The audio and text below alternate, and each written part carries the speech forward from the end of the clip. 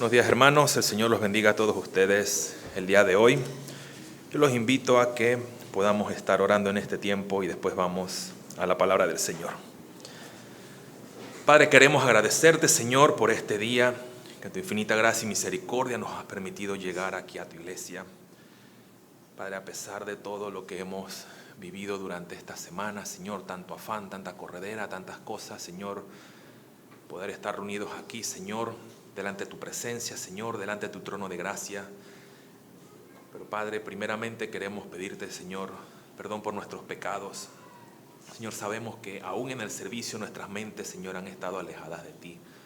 Hemos estado pensando otras cosas, Señor, hemos estado divagando, Señor, en pensamientos, en afanes. No te hemos amado, Señor, con todo nuestro corazón, con toda nuestra mente y con todo nuestro ser. Y ese es el propósito por el cual nos reunimos aquí, Señor, para estar delante de tu presencia, Señor, para poder ser instruidos y alimentados por ti. Señor, limpia nuestros corazones, Padre, y por medio de tu Espíritu Santo, Señor, en este tiempo, que tu palabra pueda ser clara, Señor, pueda ser entendible, pero por sobre todas las cosas, Padre, pueda ser ese pan de vida que cada uno necesita, Señor. Que no solamente del pan vivimos, sino de toda palabra que sale de tu boca. Padre, gracias por todo y bendice este tiempo, Señor, en nombre de Cristo Jesús. Amén. Hermanos, los invito a que puedan buscar en sus Biblias el Evangelio de Marcos, capítulo 5.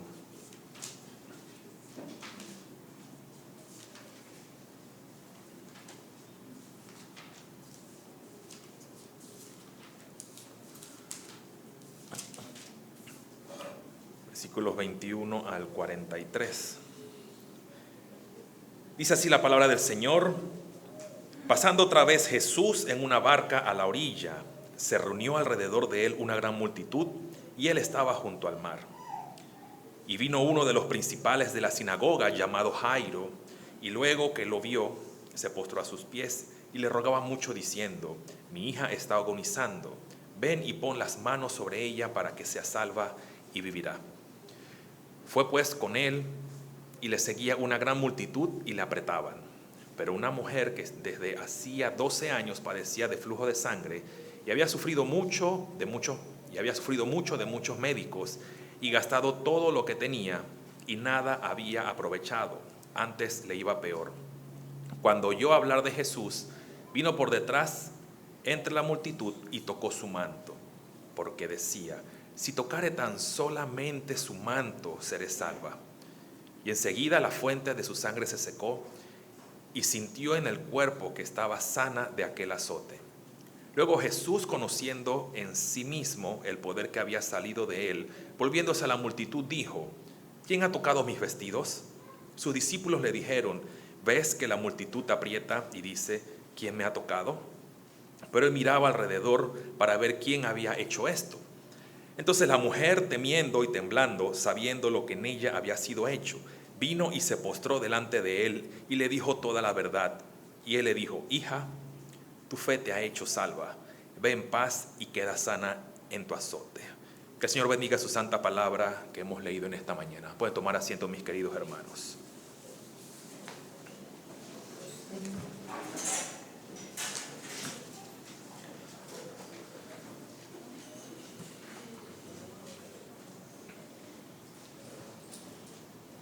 Es interesante que cuando usted busca, sea donde sea en internet, en la radio, para los que lo escuchan, la televisión, nosotros estamos viviendo en una sociedad, en una generación que tiene una solución para todo.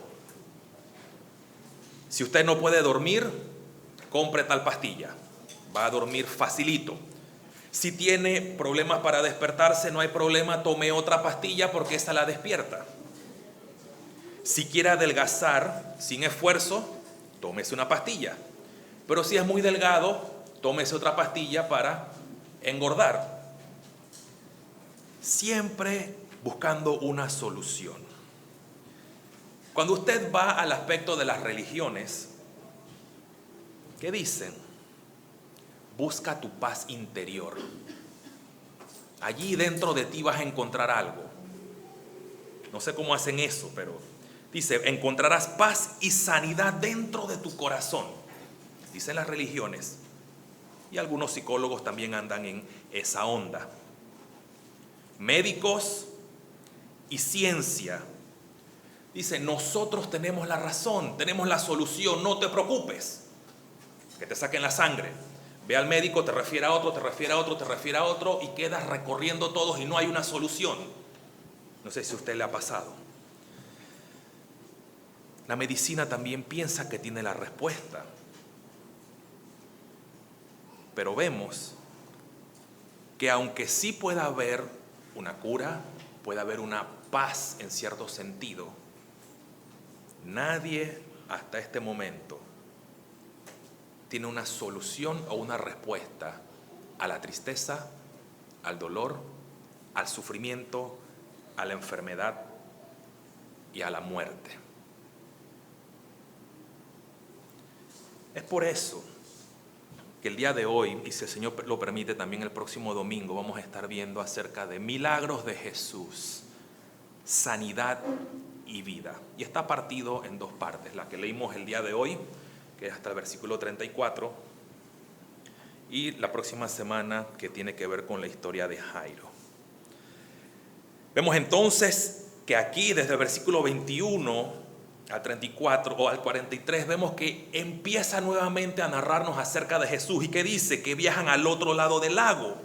Y vemos que aquí hay una historia justamente después de que Jesús ha liberado a un endemoniado, al endemoniado gadareno. Y nos dice que mucha gente le seguía porque lo había visto. Y si usted recuerda, cada vez que vemos en Marcos, dice, mucha gente le seguía. Había paralíticos sanados, un hombre de la mano seca fue sanado, la tempestad fue calmada por Jesús y otras cosas más también, como la sanidad del criado de un centurión, la sanidad de la suegra de Pedro, entre muchas otras cosas, y vemos que mucha gente le seguía a él. Pero vemos que dice versículo 21, nuevamente estaba al otro lado del lago.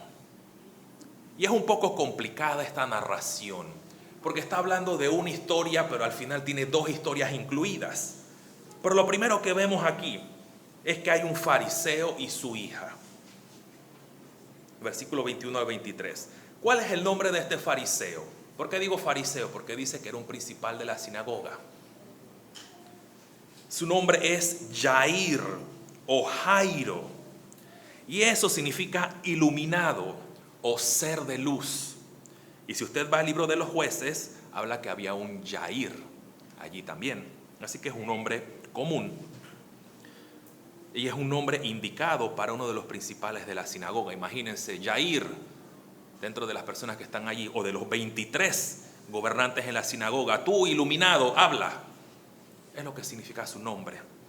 Mateo no menciona su nombre, pero Marcos y Lucas sí hacen mención de él. Es decir, que tenemos un hombre muy importante aquí. Por otro lado, en esta historia tenemos a una mujer que había estado mucho tiempo enferma, versículo 24 y versículo 25. No tenemos su nombre, no sabemos cuál es su estatus social, tampoco sabemos a qué se dedicaba, pero sí tenemos un dato importante: su enfermedad, flujo de sangre. Y de acuerdo a las leyes del Antiguo Testamento, usted puede buscar con más detalles, Levíticos 19, versículo 25 al 27, estaba en un estado de inmundicia. Si estaba en ese estado, porque dice que era por 12 años, ella no era apta para estar en compañía de las personas.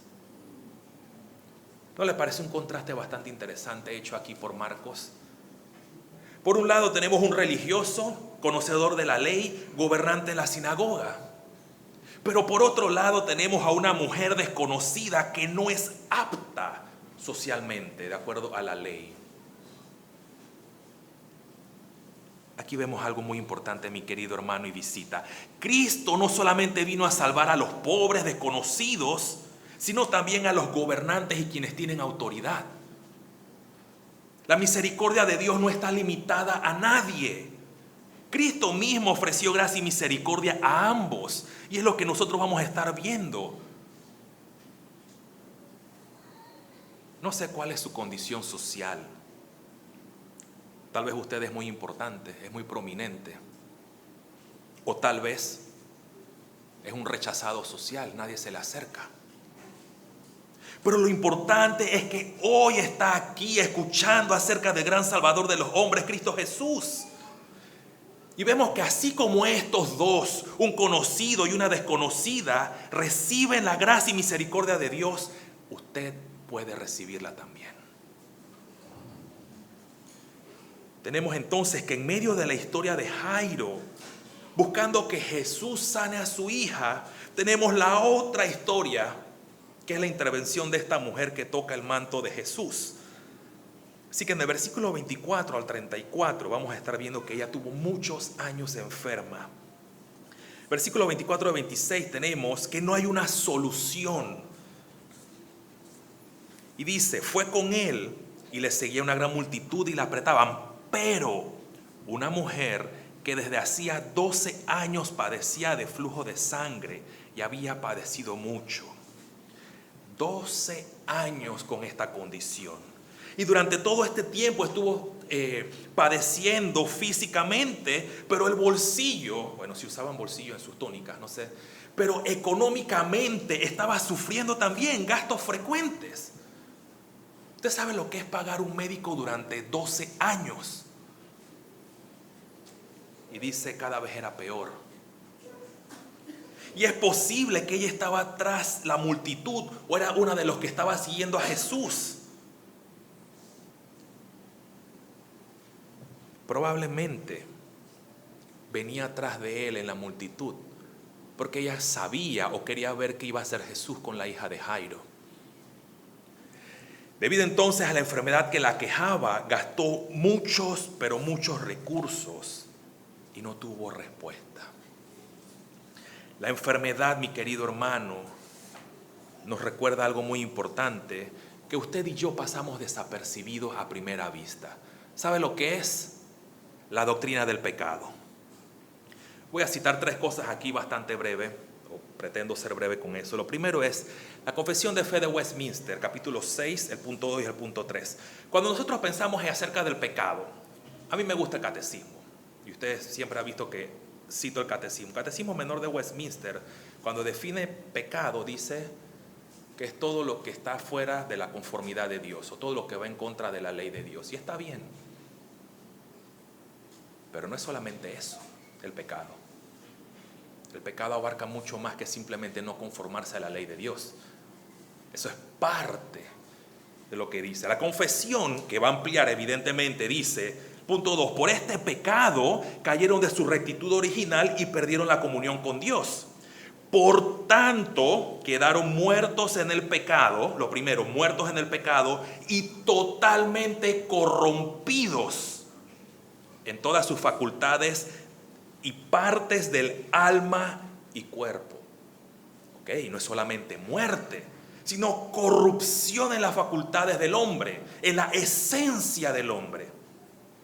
El punto 3 dice, siendo ellos el tronco de la raza humana, la culpa de este pecado les fue imputada. ¿Por qué somos pecadores? Nuestros primeros padres. Sí, ellos son los responsables, pero usted y yo somos culpables de lo que hacemos. Dice, y la misma muerte en el pecado y la naturaleza corrompida se transmitieron a la posteridad que desciende de ellos según la generación ordinaria. Es decir, todo esto se ha transmitido de hijos, hasta que llegamos a usted y a mí. Es decir, las facultades en alma y cuerpo, toda esa corrupción es lo que tenemos aquí adentro, usted y yo. ¿Cómo dicen estas religiones que encuentras la paz interior y respuestas dentro de ti?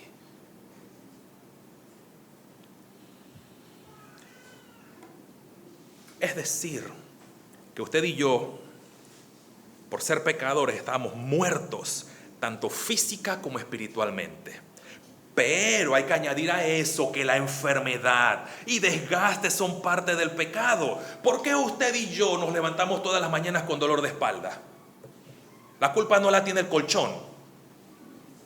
Es el desgaste natural del cuerpo. Es pasar tanto tiempo sentado frente a un dispositivo por causa del trabajo. Pero es el desgaste. La Confesión Belga, artículo 16, dice: creemos que estando todo el linaje de Adán, es decir, usted y yo, en perdición y ruina por el pecado del primer hombre. Ruina. Eso es lo que ha traído el pecado. Segunda Confesión Helvética, o mejor conocida como la Confesión Suiza. Hay 3 puntos, dice: la caída, el pecado y la muerte. Nada más voy a mencionar la caída y el pecado. Con respecto a la caída dice: en el principio Dios creó al hombre a la imagen y semejanza de Dios. El hombre era justo y verdaderamente santo, era bueno y sin mácula, lo que hablábamos en la escuela dominical en la mañana. Mas cuando instigado por la serpiente y movido por su propia culpa, dejó la bondad y justicia, y aquí viene lo importante, cayó bajo el poder del pecado y de la muerte y de toda suerte de males. Es decir, que la muerte trajo otras cosas. El pecado trajo ruina, como dice la Confesión Belga. Trajo toda clase de males. Y en este estado en que cayó es el mismo en que nos llamamos todos los descendientes. Nos vemos sometidos al pecado. Y aquí dice la segunda Confesión Helvética: a la muerte y a los diversos males. Todos los descendientes nos hallamos en este estado. Es decir, que estamos sometidos al pecado, a la muerte y sus diversos males. Es por eso que cuando algo malo sucede, como la enfermedad de la mujer, ¿qué es lo primero que usted y yo pensamos? Señor, ¿por qué a mí? No, no es porque a mí. Es causa del pecado, es consecuencia de lo que entró. El pecado entró por un hombre. Y eso trajo ruina a todos nosotros. Sin embargo, podríamos pensar que Dios es injusto porque le permitió sufrir 12 años. Pero no es injusticia que esta mujer estuviera padeciendo. Es por causa del pecado que sufrió esos 12 años. Y cuando vemos una vez más desde el aspecto religioso ceremonial, esta mujer no podía estar con absolutamente nadie. Puede verlo en Levíticos 19. Una socialmente rechazada, emocionalmente incapaz de levantarse de su padecimiento. Le pregunto, ¿qué esperanza tiene ella? ¿Qué esperanza tiene una mujer así? Ay de mí, dijo Isaías, cuando se enfrenta con Dios. Es por eso entonces que la mujer mira a Cristo. Ella sabe que solamente Él es el único que le puede dar esa sanidad, salvación de su enfermedad. Y lo mismo para usted que está hoy día aquí. Solamente Cristo, solo en Él puede hallar sanidad para su enfermedad de muerte. Todos aquellos que no han creído en Cristo están condenados a muerte. No hay una respuesta médica ni espiritual para eso. Es solamente en Cristo. Cuando contrastamos esta enfermedad de la mujer, ¿cuánto tiempo fue? 12 años. ¿Cuántos años tiene su pecado, mi querido hermano y visita? ¿20? ¿25? 30, 50, y persiste, tiene su edad, y ha estado viviendo sus 50, sus 40, 30 años con ese mal que está allí aquejando. ¿Qué esperanza entonces tiene el hombre? Espero que esa sea la pregunta que usted se hace. ¿Dónde puedo yo hallar esa sanidad, esa salvación de mi diagnóstico de muerte y condenación? ¿Sabe cuál es la respuesta? Ir a Cristo. Él es el único que puede sanar nuestra enfermedad mortal. Usted sabe lo que dice Isaías 53. Él llevó nuestras enfermedades. ¿Sabe por qué? Por causa del pecado. Él llevó nuestro dolor y sufrimiento por causa del pecado.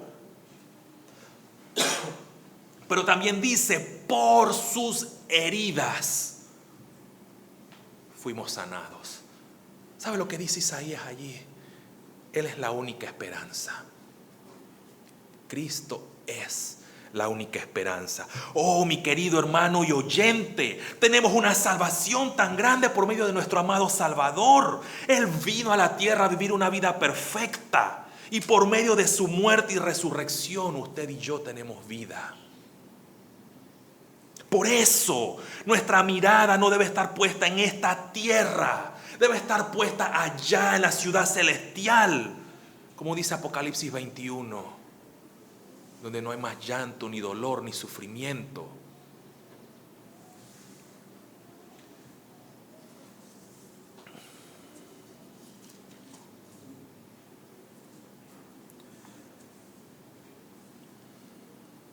Versículos 30. Vemos algo muy importante, muy interesante. Vemos que esta mujer era una mujer de fe. Una fe sencilla. Y su fe era tan grande que pensó que solamente era necesario tocar el manto. Usted lo puede ver en el versículo 58, el versículo 28 dice, si tocare tan solamente su manto, seré salva. Ella no se equivocó. ¿Ella qué hizo? Dice que estaba todo allí apretado, una multitud, y ella nada más toca el manto de Jesús. E inmediatamente se detiene el flujo de sangre. Y esa es la misma fe que usted y yo debemos tener. Creer solamente en Cristo. En la mañana en la escuela dominical lo preguntaban, ¿qué más necesitamos aparte de Cristo? Digo, de una manera bastante global. No hay otro en quien haya salvación. Es el único medio por el cual nosotros podemos llegar a conocer al Padre, y es en quien usted y yo tenemos vida eterna. Entonces, ¿por qué nos surge la duda? Aquellos que están acá por primera vez o no han creído en Cristo, puede que se pregunten, ¿será Jesús capaz de salvarme? ¿Será Jesús capaz de sanar mi enfermedad que ya me tiene condenado?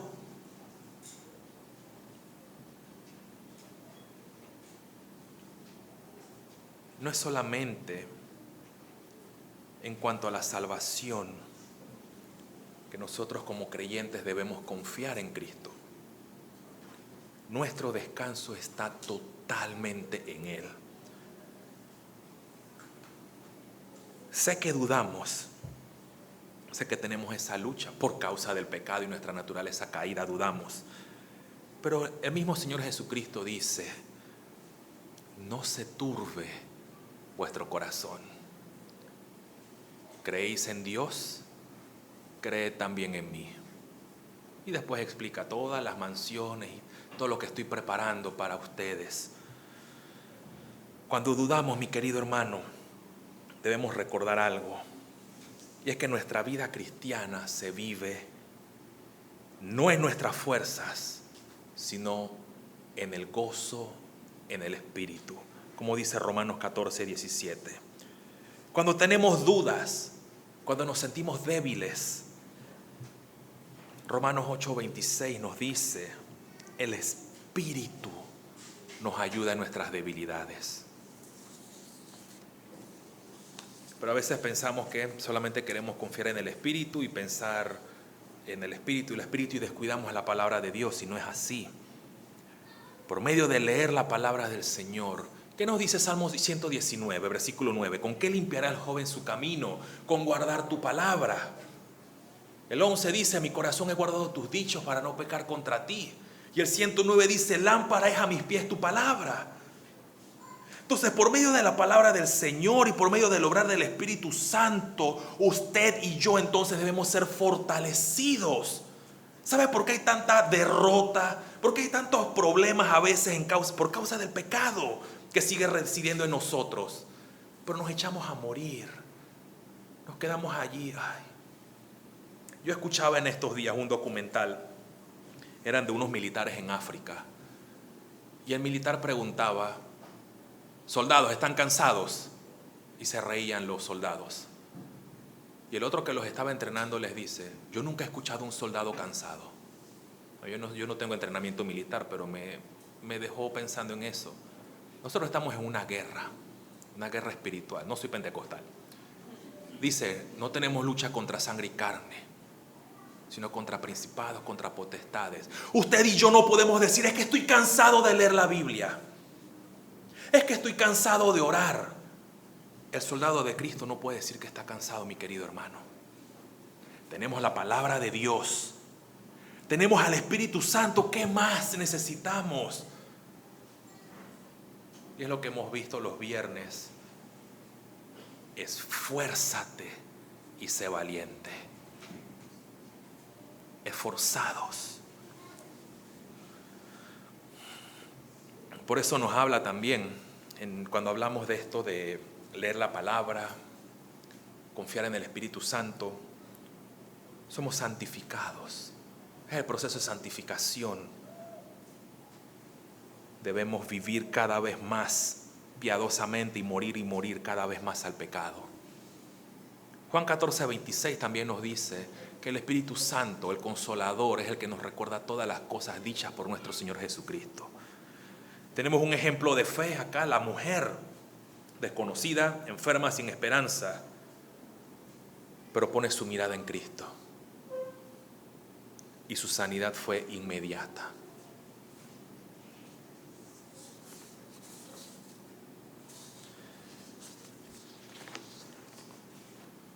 Ahora sí, versos 30 y 32. Tenía un error en la nota. Jesús se detiene. Luego Jesús, conociendo en sí mismo el poder que había salido de él, volviendo hacia la multitud, dijo: ¿quién ha tocado mis vestidos?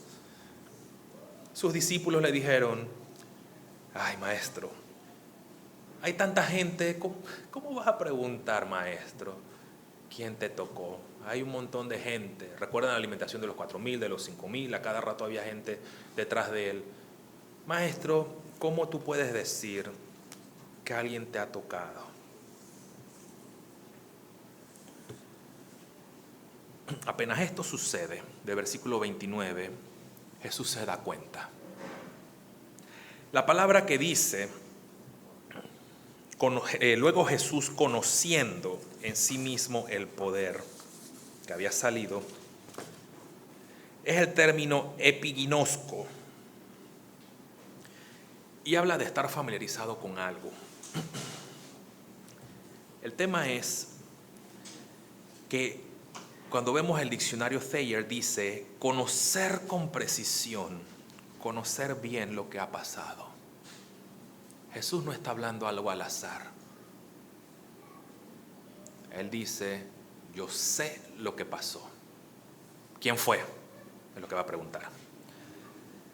Jesús sabe, pero ahora la pregunta es: ¿cuál fue la intención con la que él pregunta? Su intención entonces es sacar a la luz quién lo tocó.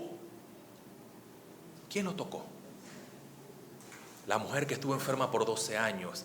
La mujer inmunda, de acuerdo a las leyes, que socialmente no podía ni siquiera tocar a nadie. Ella toca el manto de Jesús. Ahora la pregunta es: ¿Jesús fue inmundo? Jesús hace esta pregunta de una manera cerrada: ¿quién fue? El propósito es que la mujer confiese. Todos sabían quién era esa mujer. Todos sabían que era una mujer enferma. Todos sabían que no podían estar cerca de ella. Todos los que estaban allí conocían su condición. Es más, es posible que Jairo, el iluminado, supiera la condición de ella. Nuestro amado Salvador busca que ella confiese su pecado. Yo me imagino así como en toda la congregación lleno de personas, y él dice: ¿quién fue?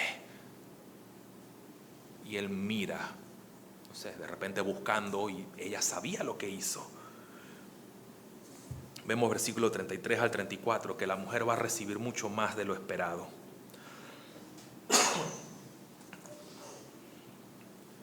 Versículo 33 dice: entonces la mujer, temiendo y temblando, Sabiendo lo que en ella había sido hecho, vino y se postró delante de él y le dijo toda la verdad. Él le dijo: hija, tu fe te ha hecho salva, ve en paz y queda sana de tu azote. La mujer confiesa. Y la Nueva Versión Internacional dice que ella se acercó temblando y se arrojó a los pies de Jesús. Acá hay otra palabra interesante. Hace un rato era epiginosco, acerca de sabiendo o conociendo, pero acá la palabra es la palabra griega ido. Y habla más que todo de estar consciente de algo. Es decir, ella sabía, pero estaba consciente de lo que Jesús había hecho y de quién era Él. Es lo que nos está indicando acá. Es decir, ella entendía que Él es lo que dice el Evangelio de Marcos, el Mesías prometido. Ella estaba totalmente consciente y clara de lo que Él había hecho. ¿Qué fue lo que pasó aquí? Ella tocó el manto, versículo 28. Dice: si tocare tan solo su manto, seré salva. Mi querido hermano y visita, era necesario que esta mujer tuviera esa fe tan grande para recibir esta sanidad. Nuevamente, lo que mencioné al principio, vivimos en una sociedad altamente científica, llena de conocimiento, pero incapaz de razonar. Los doctores, con respecto de los doctores, piensan que son dioses. Pero al final, ¿quién da la sanidad? Dios. En una cirugía de cabeza abierta, creo que fue a un tío mío, le tuvieron que abrir en la cabeza hace muchos años. ¿Quién dirige a los doctores? Sí, los hombres se preparan, pero Dios dirige.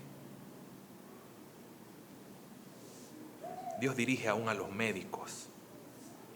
Y esta mujer estaba consciente de eso, de que Jesús le devolvería la salud. Ella pensó: no es necesario molestar al maestro, solamente necesito tocar el manto. Con eso es suficiente. Jairo dice: maestro, ven por favor, ayúdame. Ella dice: no, yo nada más toco el manto y Él me va a sanar. ¿Qué más necesita? ¿Qué más necesitamos? ¿O qué más queremos? Usted que está aquí presente por primera vez, ¿qué más quiere para ser salvo? ¿Qué otra evidencia necesita? Ven a Jesús, que es el único que puede sanar y salvar. Es por eso que Él llama a los hambrientos y sedientos, llama a los enfermos para darles sanidad, llama a los muertos, bueno, también los llama: Lázaro, sal. Porque a los muertos los resucita. A usted que todavía está muerto en sus delitos y pecados, bajo condenación para ir al infierno, hoy Cristo puede darte vida y hacer también que vivas una vida en obediencia a Dios. Y nos asiste para vivir esa vida. Todo el que viene a mí, dice, yo no lo echo fuera. Todo. Usted y yo, hermano, ¿qué más necesitamos en nuestra vida cristiana? ¿Qué más necesitamos? Todas nuestras cargas debemos dejarlas en sus manos. Diría, está científicamente comprobado, pero eso no se puede comprobar. Usted y yo sabemos que cuando hacemos las cosas en nuestras fuerzas es cuando peor salen y cuando más nos desgastamos. En nuestras fuerzas no podemos. ¿Sabe por qué? Acompáñame a Juan 15, brevemente.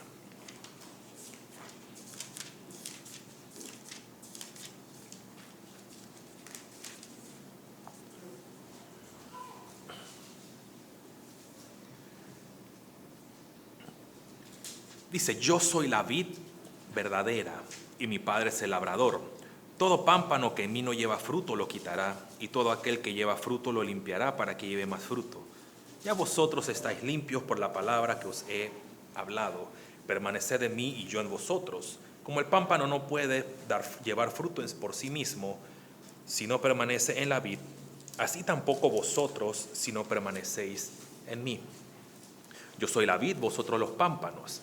El que permanece en mí y yo en él, este lleva mucho fruto, porque separados de mí nada podéis hacer. Hacemos las cosas en nuestras fuerzas porque creemos que nosotros somos el pámpano. Nosotros creemos que podemos hacerlo. ¿Qué dice Cristo? Ven a mí, no solamente para la salvación, sino también para nuestra vida cristiana. Sin mí no puedes hacer absolutamente nada. No puedes vivir una vida en santidad. No puedes perseverar en contra del pecado, porque sin mí nada podéis hacer. No podemos sobrellevar las cargas difíciles que nos toca sobrellevar, valga la redundancia. Cuando no podemos con lo difícil que es, ¿sabe por qué? Porque queremos ser independientes de Dios. Eso no existe. Somos una rama que lleva fruto, que se alimenta del tronco. Sin mí nada podéis hacer. Volvemos a Marcos. ¿Y sabe lo que pasa? Ella lo confesó todo. Dice, la mujer temiendo y temblando, sabiendo lo que en ella había sido hecho, vino y se postró y dijo toda la verdad. Ella le confesó todo. ¿Cuál es esa confesión? Estoy enferma, hace 12 años, he gastado mucho dinero, todo el mundo sabe, socialmente rechazada, etcétera, etcétera. Haz algo por mí. Yo pensé no interrumpirte, simplemente toqué el manto y fui sana. Eso es lo que ella confesó. Y es la misma manera en que usted sin Cristo debe venir a Él. Estoy muerto, estoy condenado, sin esperanza. Señor, ten misericordia de mí. Ayúdame, sálvame, rescátame del fuego que me espera. Es la manera de llegar a Cristo. Y nuestro amado Salvador le pronuncia una de las palabras más maravillosas. Creo que está bien dicho, ¿no? O palabras, una frase muy maravillosa que un pecador puede escuchar. 5:34 dice, hija, tu fe te ha hecho salva. Ve en paz y queda sana de tu azote. Aquí hay un dato muy importante. Jesús la llama hija. La palabra griega que se usa aquí es zigater, donde también algunos dicen que deriva la palabra hija en inglés y en alemán. ¿Sabe lo que significa eso? Es un término para decir o denotar que alguien vive en su propia casa.